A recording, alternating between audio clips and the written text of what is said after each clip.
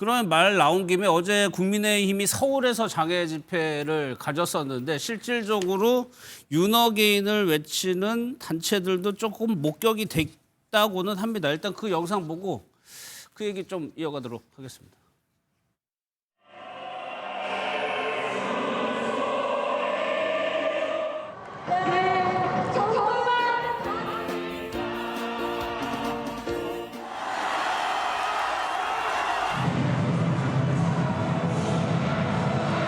자유민주주의 수호하자!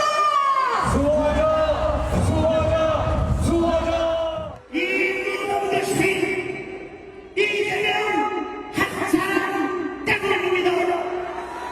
독재의 마지막 문을 열려 하고 있습니다. 이재명 독재를 반드시 막아야 합니다. 일부 집회 참석자들이 부정선거 원천 무효 이런 구호를 외치고 성조기도 등장하다 보니까는 그렇게 연결시켜 보는 시각도 있는데 글쎄 정광재 대변인 얘기한 것처럼 어제 집회에는 그런 강경보수 구구 세력과는 완전히 별개 집회였나요? 그렇죠. 우리 당이 그 주최한 행사가 끝난 다음에 일부 사람들이 남아서 이런 주장을 한 것으로 보이는데 예. 결국엔 국민의힘이 장외 집회를 하는 이유는 명백합니다. 지금 이재명 대통령과 민주당이 사법권 위에 군림하려는 듯한 그러니까 독재로 가는 듯한 모습에 대한 우려감 때문에 장외 집회를 하는 것인데 예. 오히려 이 집회에 윤어게인이나 부정선거를 주장하는 사람들이 개입함으로써 그런 그 우리가 전달하고자 하는 메시지가 훼손되고요. 더군다나 이런 사람들이 우리 세력과 같이 해서 집회를 할 경우에 이 부분과 관련해서 완전하게 다른 생각을 갖고 있는 중도층들이 있단 말이에요. 네. 윤어게인 받아들일 수 없는 거죠. 중도층에서. 또 부정선거 일부 의혹을 제기하는 분들이 있지만 대중은 그것에 대해서 믿지 않습니다. 그러면 장외 집회를 통해서 얻을 수 있는 것보다 잃을 게 많다라고 한다면 당으로서는 부담될 수밖에 없기 때문에 저런 강경한 주장을 하는 분들과 관련해서는 예. 거리를 두려고 하는 게 우리 당이 갖고 있는 기본적인 생각입니다. 최 의원님 그러면 이 부분은 어떻게 봐야 돼요? 이제 서울에서 하다 보면 저렇게 당의 대규모 집회 같은 경우는 지역구 위원장, 당협위원장, 지역위원장도 이제 반드시 참석해야 되고 그런데 서울의 지역구인 위원도 다 나오지 않은 현상은 어떻게 서울시? 당내에서 좀 불만이 있더라고요. 예. 그 장애 집회 하는 거에 대해서. 그러니까 2019년도입니까? 황교안 대표 있을 때 그때 패스트트랙 관련해서 장외 나갔을 때 예. 그때를 거론하면서 장애 집회가 별로 효용이 없다. 그만큼 그 결과를 내기 어렵다. 반대하는 분들이 좀 있더라고요. 그래서 예. 저기에 대해서 좀 그 의견 일치가 안 되는 부분도 있는데 하지만 절대 다수는 나가신 것 같더라고요. 그렇기 때문에 어차피 민주주의가 다양성을 기초로 하기 때문에 당내에서도 다른 목소리가 있겠죠. 예. 그렇기 때문에 거기에 대해서 반대하는 목소리가 있는 거고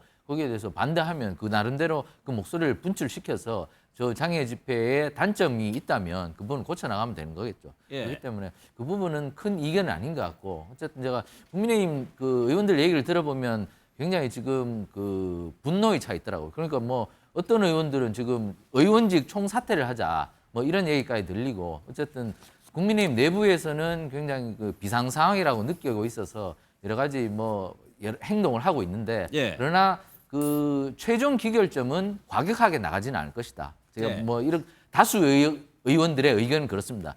다수 의원들은 그 장외 집회도 어느 정도에서 끝내고 그리고 지금 국정감사 기간이기 때문에 원내에서 투쟁을 하는 것이 맞다. 그리고 이제 사실 필리버스터를 계속하면 여당도 손해거든요. 예. 계속 이게 입법이 지연되기 때문에 그렇기 때문에 필리버스터도 굉장히 효과적인 그 법안 지연 수단이라는 것을 지금 제1야당이 알고 있기 때문에 예. 장내와 장외를 일단 병행할 것이다. 사법부에 대한 탄압이 계속된다면 장외로 좀 나을 것이고 그 부분이 좀 약화된다면 국회에서 투쟁을 할 것이고 어쨌든 기본은 온건 그리고 예외적으로 강하게 장외 집회 이 방안을 갖고 투쟁을 하는 것으로 그렇게 저는 듣고 있습니다. 그렇기 때문에 네. 일각에서 생각하는 것처럼 윤어게인 집회로 흐를 것이다.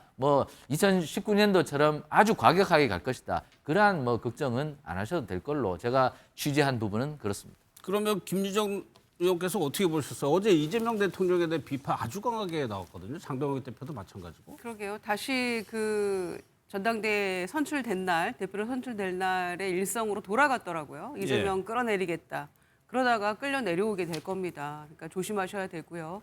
특히 대구에서 첫 집회에서 7만 명이라고 주장을 했는데 경찰 추산 2만이었어요. 예. 그런데 어제 서울에서는 15만이 모였다라고 주장하는데 경찰은 11,000명 정도다 이렇게 얘기를 하고 있거든요. 그러면은 사실 국민의힘의 주장대로 이게 민심에 부응하는 지금 장애 집회이고 그들의 이야기대로 뭐 야당 탄압이고 입법 독재고 그게 사실이라면 서울에 훨씬 많은 인파가 몰렸어야 했는데 예. 저희가 보기에는 의원도 비슷하게 한 70여 명 갔고요. 서울 지역구인 의원들도 11명 중에 6명만 갔고요.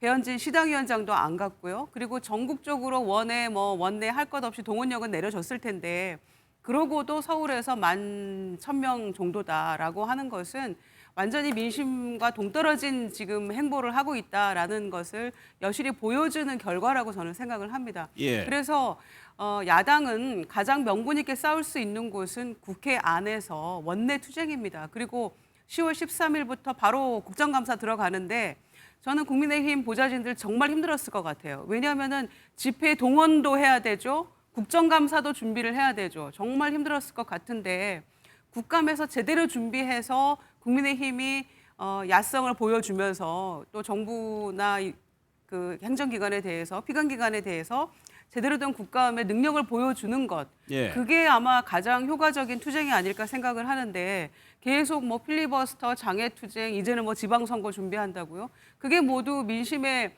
부응하고 중도층의 소구력이 있을 때만 성공할 수 있는 그런 여건들 아닌가요? 지금 다 국민의힘이 하겠다는 것들이. 그래서 장애투쟁은 접어두시고 국회 안으로 들어오는 게 맞다. 이 동력도 없잖아요. 내부의 식구들도 별로 호응하지 않는 이 장애투쟁을 왜 하는지 도저히 이해할 수가 없습니다. 알겠습니다.